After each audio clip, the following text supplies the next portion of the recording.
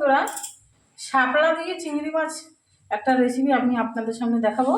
এর জন্য দেখুন এখানে আমি এই পরিমাণে শাপলা কেটে ধুয়ে নুন আর একটু হলুদ মাখিয়ে রেখে দিয়েছি। এইভাবে নুন হলুদ দিয়ে মেখে দিলে কী হয় বলুন তো, জল মানে শাপলাটা মানে ভেঙে যাবে না।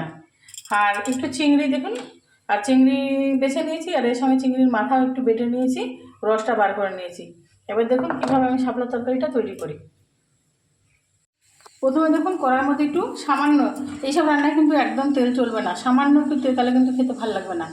এবার সামান্য একটু তেল দিয়ে নিয়েছি দেখুন, একটা শুকনো লঙ্কা আর একটু চন্দনী ফোড়ন দিয়ে নিয়েছি। এবার কী করতে হবে,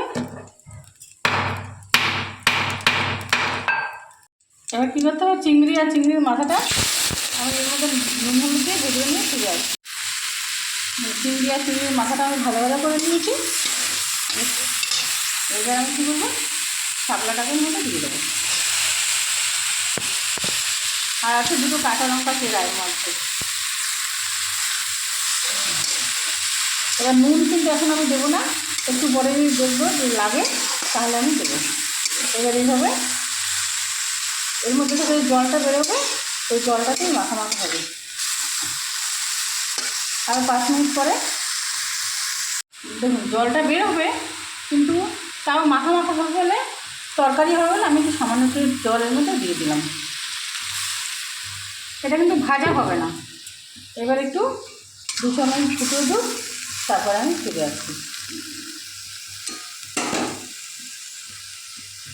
বন্ধুরা একটু মাখামাখা হয়েছে, আপনারা নুনটা যদি লাগে দেবেন, না লাগেন দেবেন না, কিন্তু প্রত্যেকটা শাপলা দেবেন আমার গোটা গোটা আছে।